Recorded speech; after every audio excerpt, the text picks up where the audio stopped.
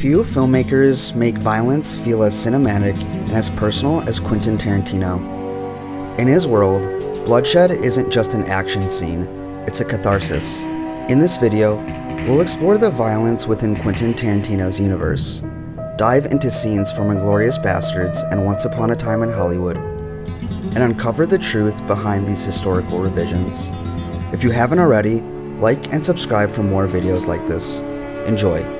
Spoilers ahead. Anybody order fried sauerkraut?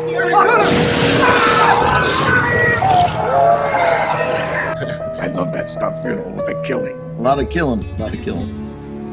A notably striking example of characters watching movies in movies is seen in Tarantino's Inglourious Basterds, a film that is deeply ingrained in the relationship between spectatorship and violence. The YouTube video essay Inglourious Basterds, Making Fun of You, insightfully argues that Tarantino is not just presenting a film within a film. He's reflecting the audience's desire for stylized violence. In the climactic movie theater scene, Nazi officers and officials gather to watch Nation's Pride, a piece of violent, hyper-propaganda glorifying the sniper onslaught of Friedrich Zoller. As the Nazis cheer at the on-screen massacre, Tarantino implicates the real-world audience. We too are seated in a theater, watching characters revel in cinematic violence. I'm a big fan of action and violence in cinema. I always said that it was almost as if it was one of the reasons Thomas Edison invented the camera, was to film violence, right? Because it's so good. And the genres that I'm attracted to tend to be genres that deal freely in that kind of stuff. And that has to be done well, because if you don't do it well, then it actually has no effect. By placing Nation's Pride within Inglourious Basterds, Tarantino collapses the boundaries between the fictional spectators and the real ones, forcing us to confront our own taste for stylized brutality. Another significant example of how Quentin Tarantino illustrates a deliberate connection between violence and the movie-going experience appears in the introduction of the Bear Jew. Bear Jew. After Brad Pitt's character Aldo Rain fails to persuade a Nazi soldier to provide critical information, Rain responds with enthusiasm, saying, Actually, we're all tickled to hear you say that. Quite frankly, watching Donnie beat Nazis to death is the closest we ever get to going to the movies. With this line, Tarantino shortens the distance between the character's violent reality and the audience's entertainment, exposing the uncomfortable overlap between acts of brutality and the cinematic spectacle.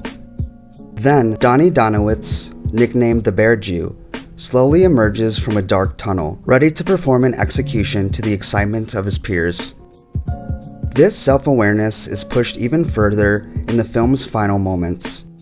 Lieutenant Aldo Rain carves a swastika into the film's main antagonist and looks directly into the camera from a low angle, remarking, I think this just might be my masterpiece.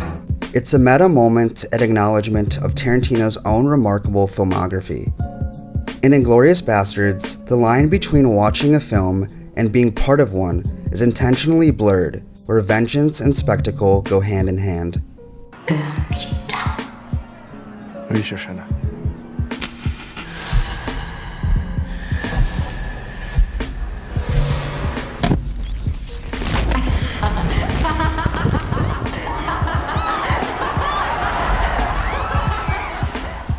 This 2019 Hollywood epic then encapsulates all the notions and nuances of spectatorship and meta-narrative is Quentin Tarantino's love letter to movie making, Once Upon a Time in Hollywood.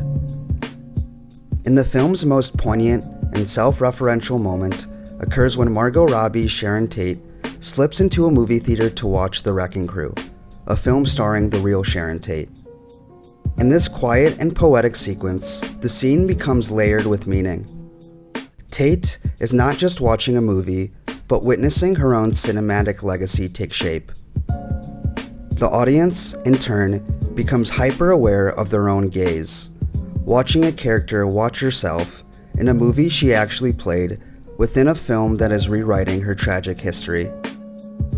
The main difference between the two Tarantino films that rewrite history, Inglourious Basterds and Once Upon a Time in Hollywood, is how the filmmaker depicts fictional characters and real-life figures watching themselves within the films they're a part of. There's the realer than real universe, all right? And all the characters inhabit that one. But then there's this movie universe. And so From Dusk Till Dawn, Kill Bill, they all take place in this special movie universe. So basically when the characters of Reservoir Dogs or Pulp Fiction, when they go to the movies, Kill Bill is what they go see. Right. From Dusk Till Dawn is what they go see. You can see all kinds of movies, but when a movie really, really does it to me, it's because it's made me feel many different emotions during the course of it. And especially if I can pull off contradictory emotions that can actually work out. And I do believe that I'm the kind of director that I want to play you. The theater sequence in Inglourious Basterds is part of the film's final chapter, Revenge of the Giant Face, where Tarantino uses an alternate ending to World War II, one where Hitler is assassinated, the top Nazi commanders are burned alive, and the bastards blow up a theater in a literal and symbolic act of cinematic justice. As alluded to in the title of the chapter, this theater sequence is driven by revenge, more specifically, the revenge of the giant face. Meanwhile, the theater scene in Once Upon a Time in Hollywood operates on a much more quieter emotional wavelength. This sequence is meta and self-referential like Bastards, but instead of being fueled by rage and destruction, it's driven by affection and nostalgia. It's underscored by warmth, innocence, and the haunting knowledge that in real life, Sharon Tate never got to grow old. It's in these two very different uses of the movie theater scene, one as a stage for vengeance, the other as a space for preservation, that Tarantino reveals how the medium of film can reshape history, whether by correcting injustice or by offering a brief glimpse of what could have been. If you enjoyed this video, please make sure to like and subscribe for more videos like this.